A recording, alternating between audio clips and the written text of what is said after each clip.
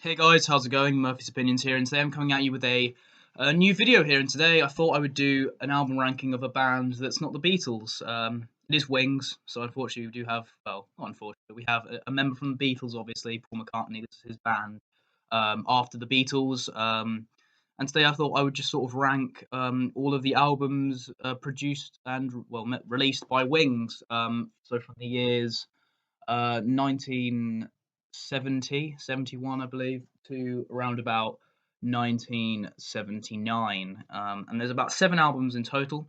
So without further ado, let's get this ranking started.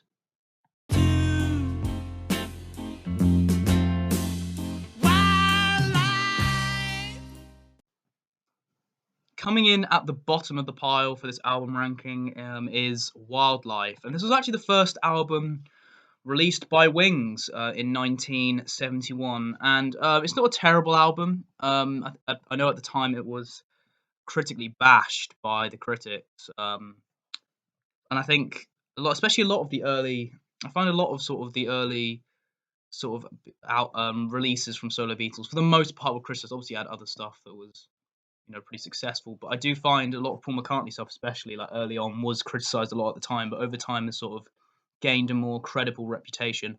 But Wildlife, while it's not a terrible album, I definitely think it is by far the weakest Wings album.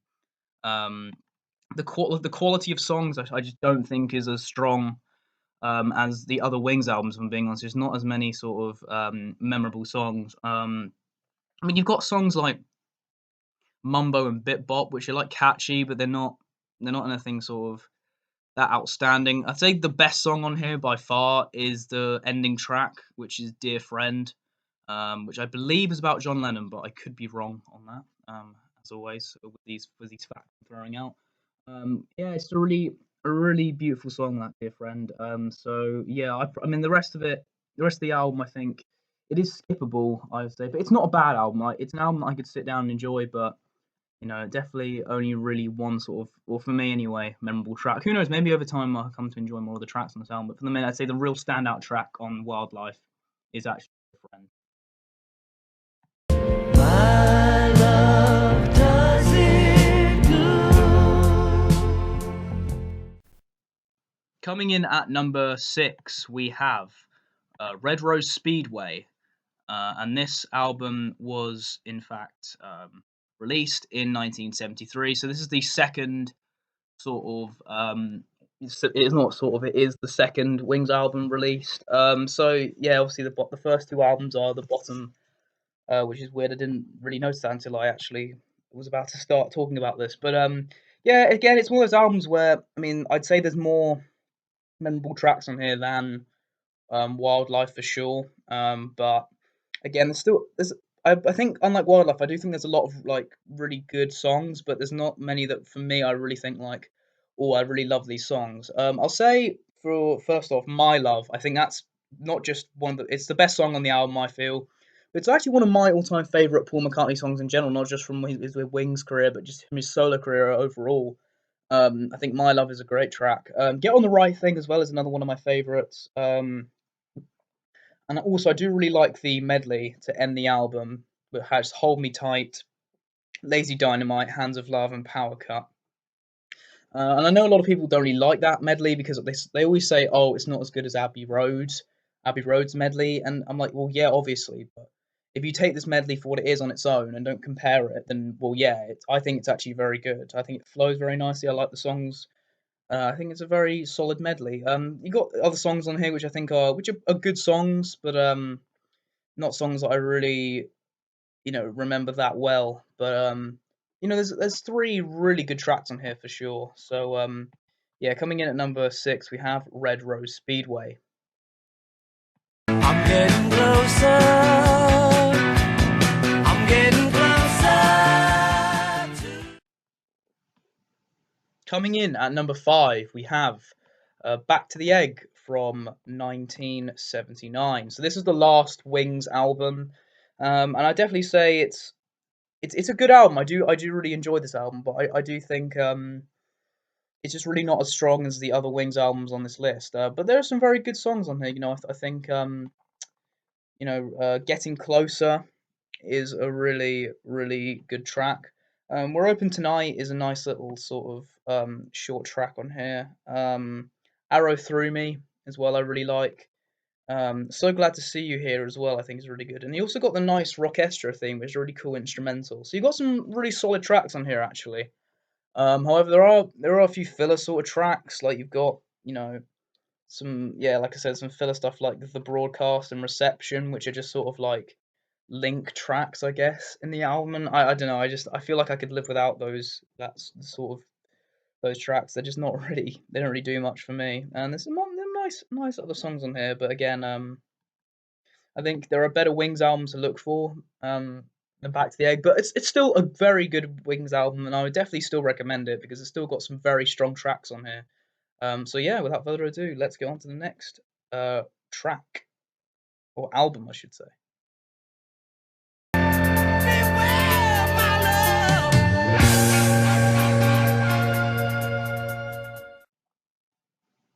At number four, we have Wings at the Speed of Sound, an album that's sort of very mixed in terms of people's opinions on it. I would say I think this is actually a very very strong album, one of the best Wings albums. There's some really good tracks on here. I would say Let 'Em In, a classic, I think. The Note You Never Wrote, which is, I believe, a Denny Lane song. I'm pretty sure. Because what I do like about this album, and it happens on some of the middle, it happens later on in the Wings sort of discographies. You have other members of the band sort of getting their own songs. For example, I think the Note You Never Wrote is one of the best sort of non Paul McCartney Wings songs.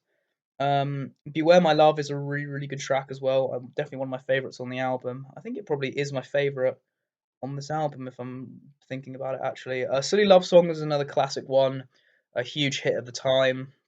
I will say the Cook of the House really doesn't do much for me. I think it's a pretty bad song. I have nothing against Linda McCartney personally. I think obviously a very nice person, and she was a good singer as well. But just this song really isn't, really doesn't do much for me at all. I think it's pretty bad.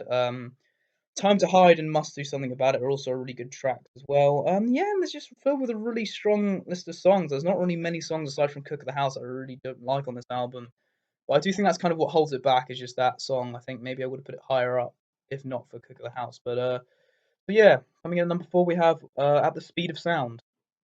The dirty ground of London town. Now we're really getting on to sort of the best, I think, when it comes to Wings. And number three, we have London Town, which I think is honestly, I think it's probably the most underrated album on this list. I think it gets underlooked by a lot of fans. I've heard a lot of fans say, "Oh, this is one of the weaker Wings albums." I disagree. I think this is filled with some really really great songs. London Town itself is a classic, I think. Cafe on the Left Bank as well is really great. I'm Carrying, I would say the best song in the album, a fantastic song, and one of Paul McCartney's best songs throughout his career, I would say. I've Had Enough and Girlfriend as well, I think are really great. With Little Luck as well, I think it's fantastic. It's filled with so many great songs on this album, I think. There's really not a song on here that I don't like. I think every song on this album is at least like an 8 out of 10, which I think says a lot to the quality of this album. I think it's just got so many great songs on here and some great contributions from the other members of Wings as well. An album that, yeah, God, I mean, it was one of those albums where the first time I listened to it, I was just sort of really impressed with it. And because sort of going in, I wasn't sure what to think of it because of mixed reception from it. But honestly, I think London Town is one of Wings' best contributions. I think, as I said, it's filled with just classic songs and the sort of I like, especially early on in the album, you've got this kind of theme. The first couple of tracks, at least, anyway, have the theme of linked to the album, which I think is really cool. So yeah, I think London Town is one of the most. I definitely say it's Wings' most underrated album in terms of the Beatles' solo careers. I'd say it's one of the most underrated albums. Personally, I think it's just fantastic.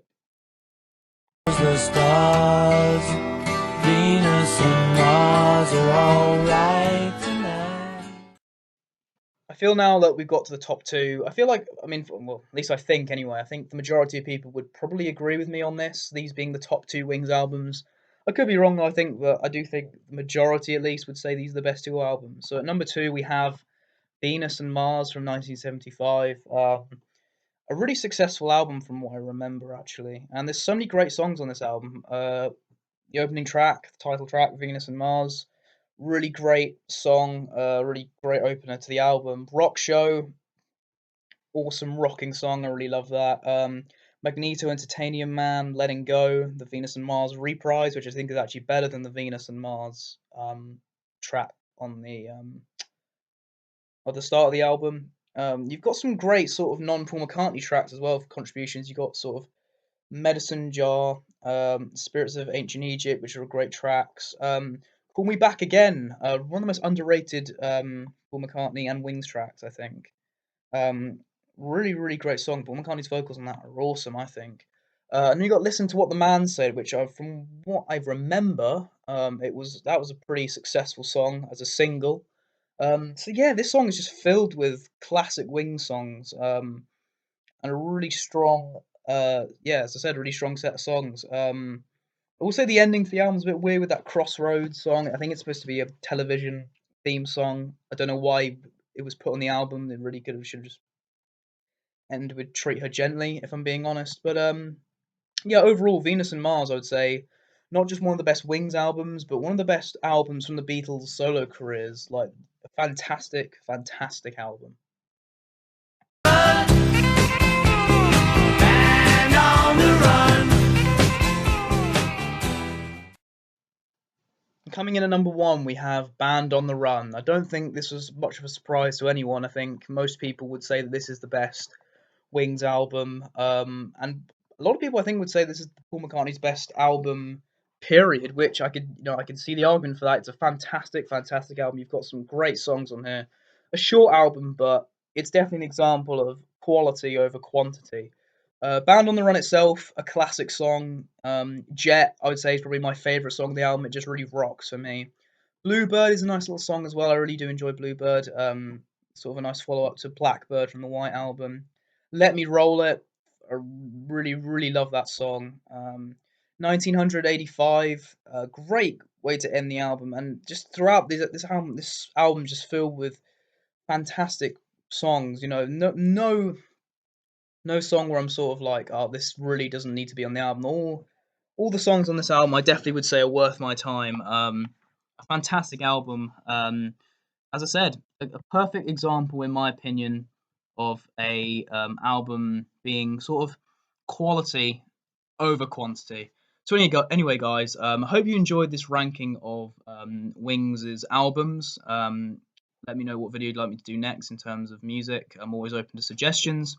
Subscribe to my main channel, follow my new Twitter, follow me on Ask.fm, and once again, thanks for watching, guys.